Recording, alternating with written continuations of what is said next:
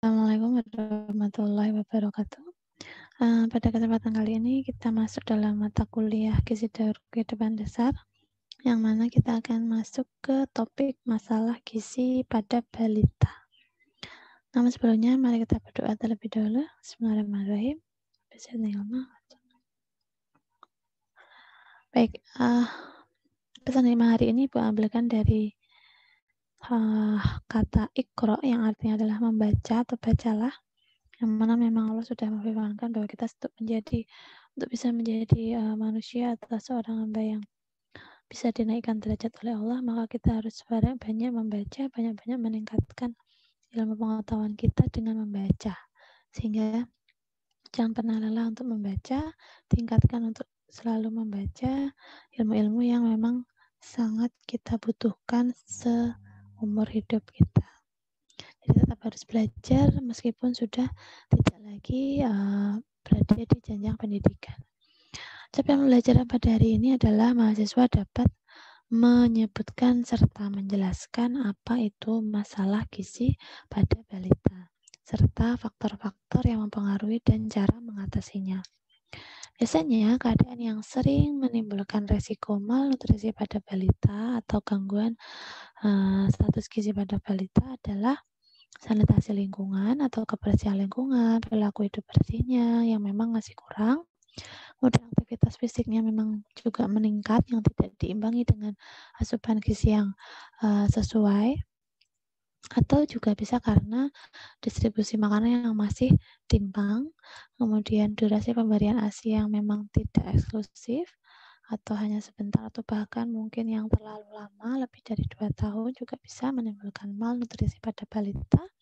Dan yang penyebab salah satunya yang paling sering ditemukan adalah adanya penyakit infeksi atau penyakit menular seperti misalkan batuk pilek yang tidak sembuh, kemudian penyakit tuberkulosis dan lain-lainnya yang sering dialami pada anak balita.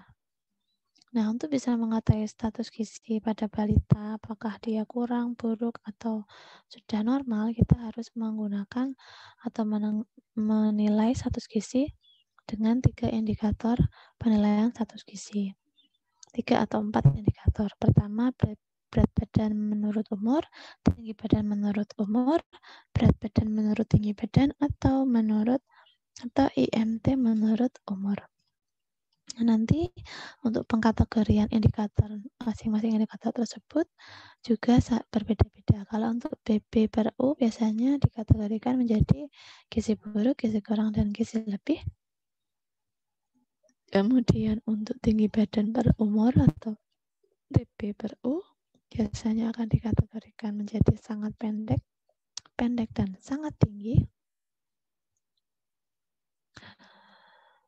Kemudian untuk yang BB per TB atau IMT per U biasanya akan dikategorikan menjadi sangat kurus atau gemuk atau obesitas. Ya, kemudian setelah kita mengetahui indikator tersebut, baru kita bisa menentukan apakah balita mengalami malnutrisi. Lalu masalah-masalah gizi pada balita itu apa saja? Yang paling sering kita temukan adalah terjadinya kekurangan energi protein, gangguan akibat kekurangan yodium, kekurangan vitamin A, dan anemia gizi besi pada balita. Kita bahas satu-satu. Untuk kasus kekurangan energi protein, biasanya terjadi karena anak memang kurang asupan makan yang cukup bergizi, atau memang anak kurang asupan kalori, asupan protein dalam waktu yang sangat lama. Berdasarkan kondisinya nanti akan dibagi menjadi KEP ringan atau sedang dan juga KEP yang berat.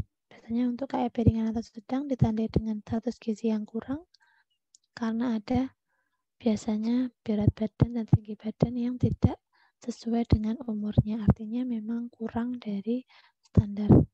Sedangkan KEP berat itu biasanya dibagi menjadi kondisi kwashiorkor, marasmus, atau kombinasi dari marasmus dan kwashiorkor.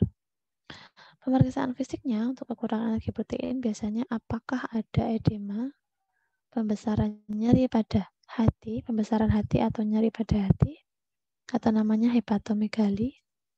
Kemudian ada suara usus, apakah terdengar bising usus, apakah terjadi hipotermia, dan ataukah pemeriksaan fisik pada balita KIP itu terjadi infeksi juga dan tampak pucat.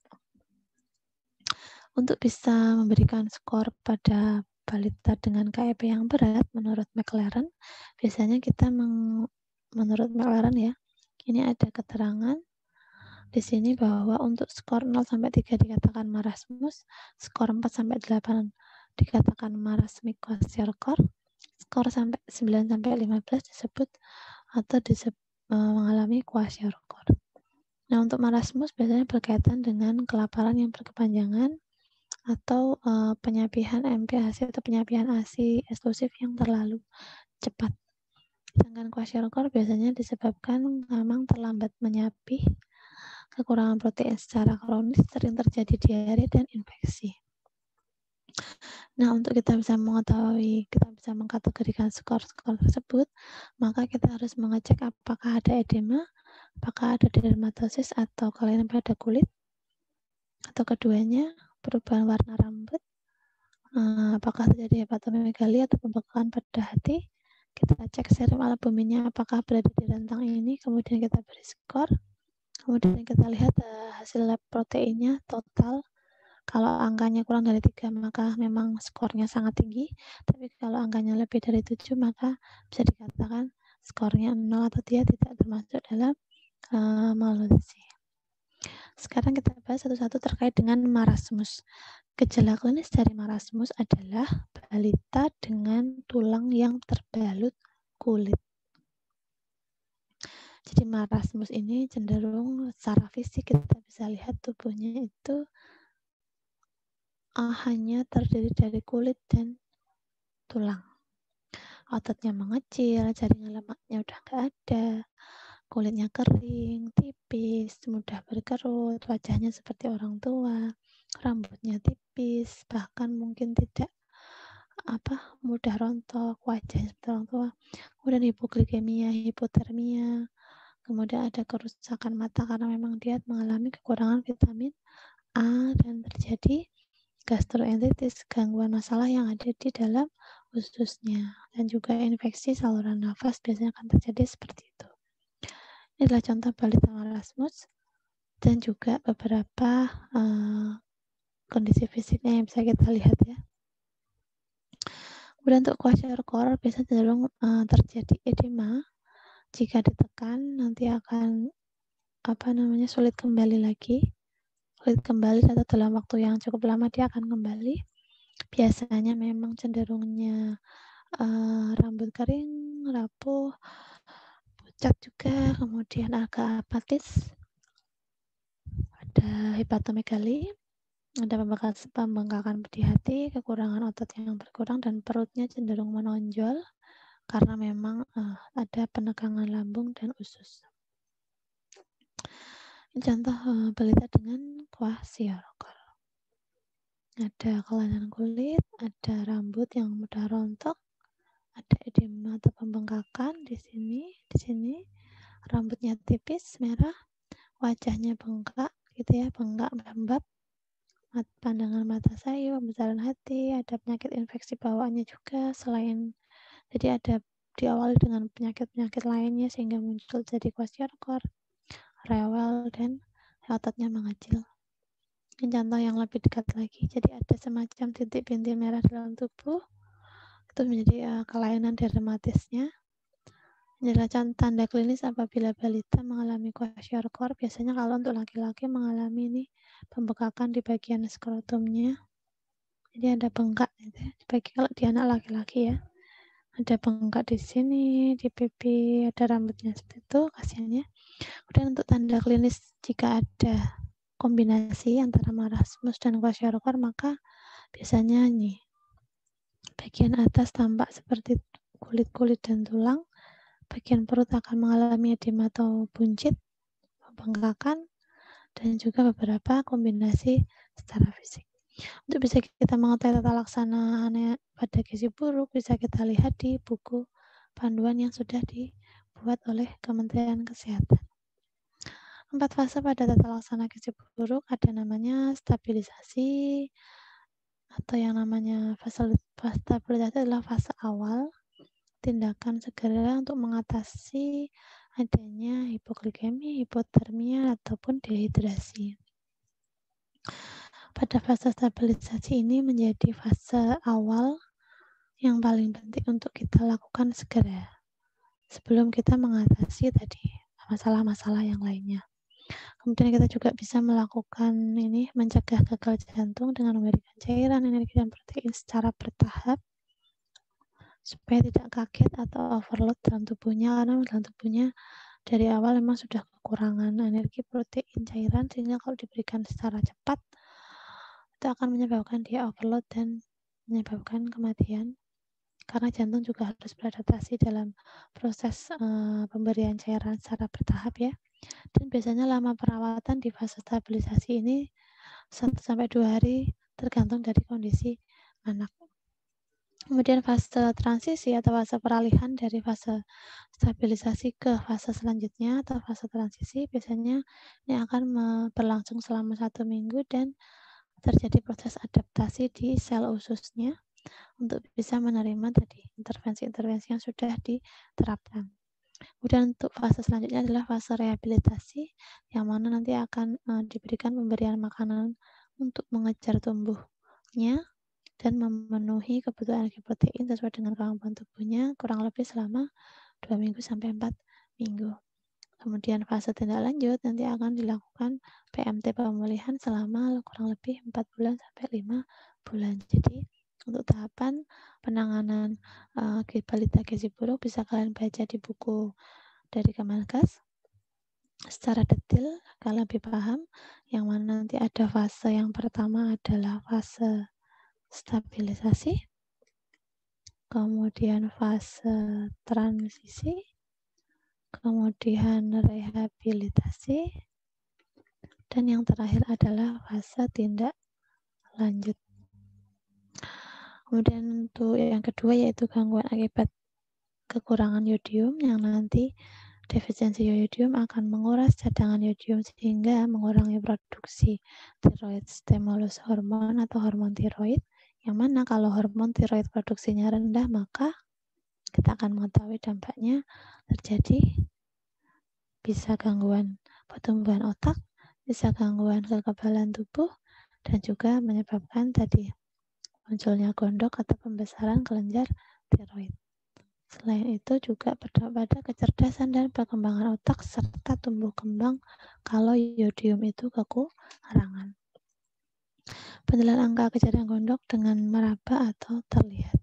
Saya melihat di bagian leher ya, ada gondok itu diraba, dilakukan perabaan atau melakukan cek kadar yodium di urin menggunakan hasil lab atau menentukan kadar T4 atau TSH untuk memastikan bahwa untuk wanita yang akan program hamil atau program anak biasanya akan ditentukan tingkat kesuburannya dari kadar T4 atau TSH-nya. Intervensinya bahwa bisa dibagi menjadi 3, ringan, sedang, dan berat. Ringan berarti kita harus memberikan garam beriodium dengan tekanan seperti ini. Kemudian kalau sedang kita harus memberikan asupan garam sebanyak ini dan minyak yang beriodium, biasanya dari puskesmas. Kemudian kalau berat biasanya diberikan suntikan setiap 2 tahun. Masalah balita yang lainnya yaitu kekurangan vitamin A. Yang sudah kita ketahui bahwa kalau memang kekurangan vitamin A itu akan berdampak pada gangguan penglihatan, yang mana penyebab dari kekurangan vitamin A ini adalah bisa jadi anak memang kekurangan makanan-makanan yang mengandung karoten. Jadi memang anak-anak tersebut tidak pernah atau bahkan hampir sedikit mengkonsumsi makanan yang mengandung vitamin A atau mengandung karotenoid. Ya. Nah, faktor resikonya biasanya memang karena kemiskinan, pendidikan yang rendah, pengetahuan ibu atau orang tua atau pengasuh yang memang sangat rendah, Kemudian memang tadi asupan makanannya yang mengandung vitamin A, provitamin A, atau karotenoid memang sangat kurang, sehingga anak tersebut mengalami kekurangan vitamin A. Pemberian kapsul vitamin A untuk balita setiap 6 bulan 1 kali itu juga penting untuk memastikan anak tidak mengalami kekurangan vitamin A. Pastikan bahwa kita atau tubuh balita cukup memiliki lemak tubuh yang baik sehingga vitamin A bisa larut ke dalam tubuh. Kemudian yang terakhir yaitu anemia gizi besi, yaitu kondisi di mana sel darah tubuh kita atau sel darah merah itu kurang dari normal. Sehingga kalau anemia itu terjadi disebabkan karena kekurangan zat besi. Kekurangan zat besi itu yang namanya Fe yang biasanya banyak terdapat di makanan-makanan yang tinggi protein hewani. Dan ada juga beberapa di sayur serta protein nabati. Namun yang memang paling banyak menyumbang zat besi untuk tubuh kita adalah makanan-makanan protein sumber hewani. Nah, anemia yang disebabkan karena kekurangan zat besi itu akan berdampak pada apa? Gejala-gejalanya memang tidak begitu tampak secara jelas. Namun, anemia defisiensi besi pada balita itu akan berbahaya jika tidak diatasi karena akan berdampak di masa depan terkait dengan produktivitas kerjanya, lemah, mudah sakit, mudah ngantuk, gitu ya, tidak semangat, ada gangguan tumbuh kembang, itu akan mengganggu proses di masa depannya. Jadi tidak bisa kita menyimpulkan hanya sebagai anemia, karena anemia ini sangat berpotensi di masa depan, di kesehatan masa depan. Penyebabnya karena kekurangan makanan sumber zat besi, biasanya cadangan zat besi itu akan muncul akan cukup pada bayi-bayi yang dilahirkan normal dengan berat badan yang normal. Jadi bayi-bayi yang sudah lahir rendah, prematur, lahirnya kembar, dan atau ibunya anemia itu biasanya memang menjadi penyebab balita tersebut mengalami anemia. Hingga jika kita menemui balita-balita dengan BBLR, prematur, kembar, atau memang ibu dengan anemia, kita perlu menyarankan untuk cukup atau lebih banyak mengkonsumsi makanan yang tinggi zat besi. Penyerapannya kurang atau absorpsinya memang dalam tubuh balita kurang. Biasanya karena diare juga bisa atau karena mengalami malabsorpsi. Habis itu bisa juga penyebab anemia itu karena infeksi yang menahun atau terjadi kehilangan darah atau perdarahan yang sangat banyak.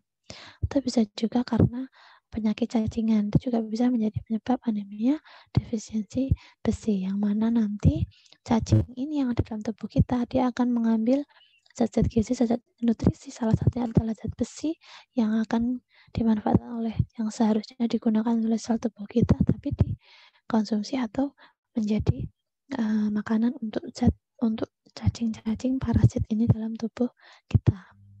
Intervensinya bagaimana? Kita harus cukup memberikan vitamin C, cukup memberikan asam folat, dan menghindari makanan-makanan yang bisa menghambat penyerapan zat besi. Contohnya adalah tanin atau kafein, ya, salah satunya itu. Dan perbanyak air putih untuk mencegah adanya konstipasi, karena biasanya orang dengan mengkonsumsi makanan tinggi zat besi atau orang yang mengkonsumsi suplemen zat besi biasanya memang cenderung akan konstipasi, sehingga harus lebih banyak mengkonsumsi sayur dan buah yang mengandung vitamin C, banyak mengandung serat, dan banyak minum air putih untuk mencegah konstipasi. Nah, masalah-masalah makanan balita itu juga menjadi faktor penyebab kenapa balita mengalami malnutrisi. Bisa karena anak susah makan, ada konstipasi, ada karies gigi, dan ada namanya pica. Anak susah makan disebabkan karena tadi salah satunya pengenalan MPASI yang terlalu cepat, atau memang pengenalan MPASI-nya sudah sangat terlambat. Dikatakan terlalu cepat apabila pemberian MPASI itu kurang dari 6 bulan.